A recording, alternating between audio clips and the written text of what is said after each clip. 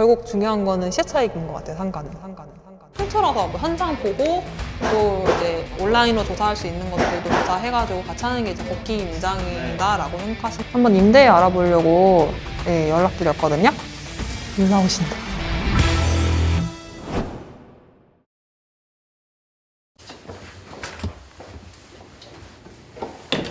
사무실 스케줄 마치고 네. 복귀 임장 하러 갈 거예요.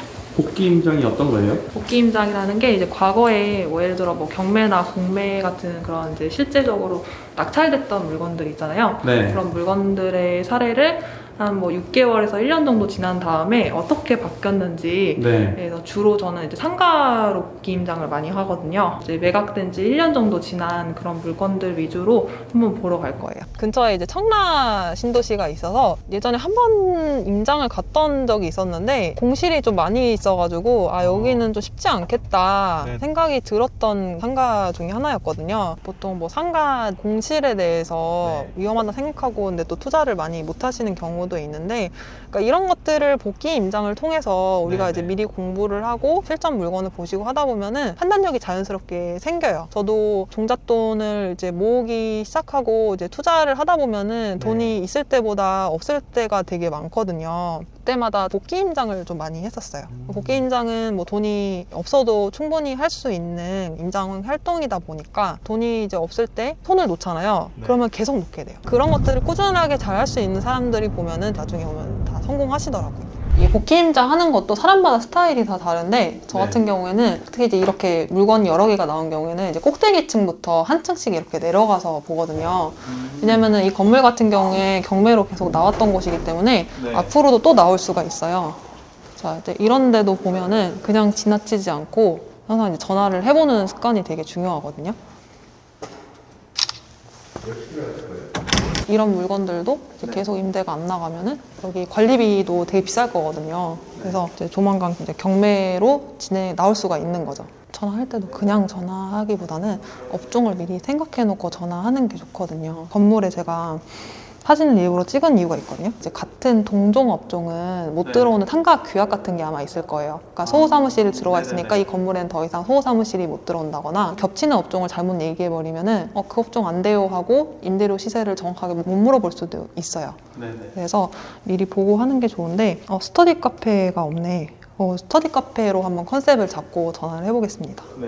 여보세요? 네, 여보세요. 저희가 스터디 카페를 생각하고 있어서 하게 되면 전체 다 쓸 것 같거든요. 그게 다 합치시면은 134평이세요. 5개의 호실이시고요.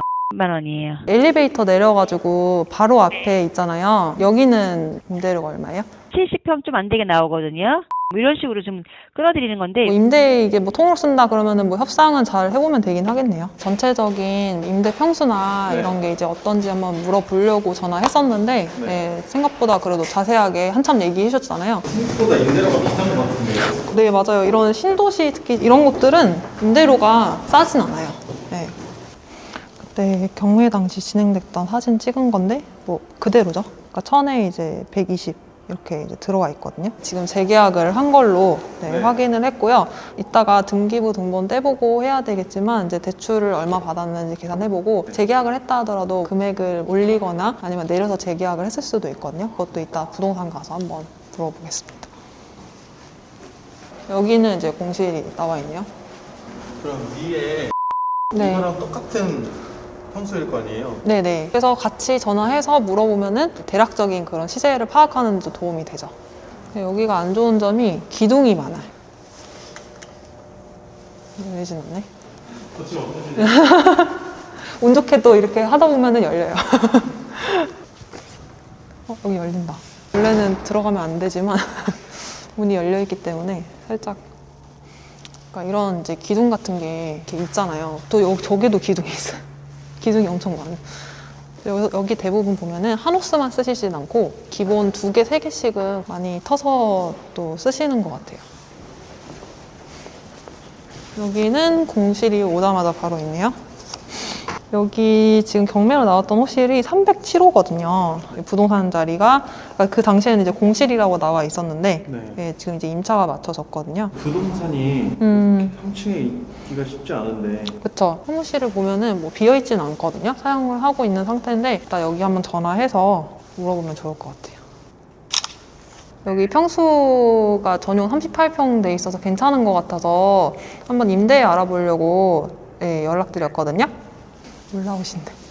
이거 저희가 작년에 한번 여기 왔었었는데 관심 있어가지고 연락했더니 여기는 뭐 경매로 뭐 나왔다고 직접 그러면 낙찰 받아서 들어오신 건가 보네요. 네. 근데 부동산이 3층에 있는 건 처음 본 것 같아요. 아파트나 이런 거 안 하고요. 공장하고 토지 이런 것만 하기 때문에. 그래서 층수와 상관이 없으신가 봐요. 네, 네. 여기 3층 네. 임대료나 이런 거 대체적으로 어떻게 되는지는 잘 모르시겠네요. 요거는 여기 지금 여기 전화해 보면 되나요? 눌러해서 지금 제가 전화하신 사장님이니까는요. 네네네. 감사합니다. 네, 고맙습니다. 네, 새해 복 많이 받으세요. 감사합니다. 2층은 또 분위기가 아예 달라요. 그쵸.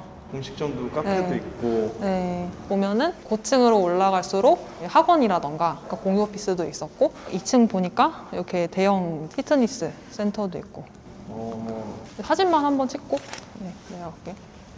사진을 잘 정리해놔야겠어요. 맞아요. 이게 정리하는 것도 그래서 네. 되게 기술이 중요하거든요. 그래서 제가 인포를 그래서 처음에 바로 찍은 거예요. 호수가 표시가 안 돼 있으면 이제 인포 보면서 여기 몇 층이었구나 이제 이런 식으로 정리하기 훨씬 수월하거든요. 네, 1층 하나 나온 거 보면 돼요. 도면도 같이 찍으시는 게 좋긴 해요. 네. 공실이었네요. 네, 원래 공실이었던 자리인데 지금 이제 부동산이 들어갔거든요. 상가나 이런 것들도 흐름이라는 게 있는 것 같아요. 그동안은 어떻게 보면은 좋은 위치의 상가였음에도 불구하고 워낙 이제 고분양 되다 보니까 네. 그 임차를 못 맞춰서 못 들어왔을 이제 가능성이 있거든요. 그러니까 지금 어떻게 보면 한 번 손바뀜이 다 이제 되어 있는 상태인 경우인데 7층 같은 경우에도 재계약을 일단 했다는 것 자체가 그래도 여기가 웬만큼 장사가 되는 곳이기 때문에 재계약을 했을 가능성이 있는 것이고 지금 1층 자리도 부동산이 들어와 있는 것으로 봐서는 그러니까 부동산들이 또 아무데나 들어가진 않거든요. 그런 부분에서 봤을 때는 괜찮은 상가인 것 같다라고 종합을 해볼 수 있을 것 같아요. 통틀어서 뭐 현장 보고 또 이제 온라인으로 조사할 수 있는 것들도 조사해가지고 같이 하는 게 이제 복귀 임장이다라고 생각하시면 돼요. 이런 데는 이제 뭐가 들어올 수 있을까 한번 이제 상상의 나래를 이제 펼쳐보는 거거든요. 그래서 그런 게 나중에 보면 이제 실력을 쌓는데 상당히 좀 많이 도움이 되는 것 같아요. 원래 하루 날 잡고 와서 네. 좀 더 시간 되면은 저는 임차인들 직접 인터뷰를 다 하거든요. 와 대박. 뭐라고 해요?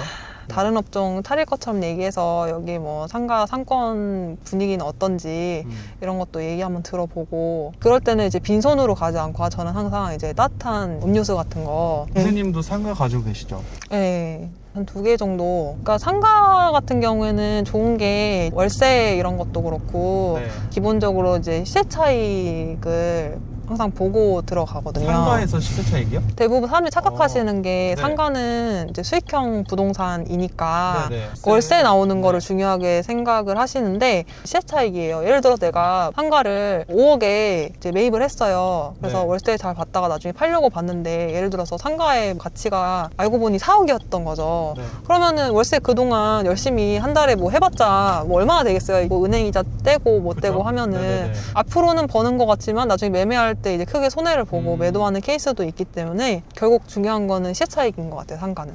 근데 상가가 시세 차익을 본다는 거는 네. 약간 생소하거든요. 얼마 전에 제가 고세 장바구니에서도 역삼동 상가 그 물건 같은 경우에도 임대료를 원래 받았던 것보다 좀 높여서 받았거든요. 그러다 네. 보니까 뭐 월세 올린 거는 사실 얼마 안 되지만 매가가 1억 이상 뛴 거예요. 네. 네, 그런 식으로 해서 재계약을 좀 높게 잘 해가지고 매도하는 방법도 있고 그러니까 이것도 다 제가 예전에 이렇게도 할 수 있구나 라는 거를 이제 복귀임장 통해서 깨달았었고 그러니까 그런 물건들이 나한테는 한두 개씩은 꼭 오는 것 같아요. 근데 복귀임장 했던 게 상당히 좀 많이 도움이 됐어요. 이거 찍으면 안 되는데? 늦게 나와가지고 이게 열심히 하시나요? 하실 때는 항상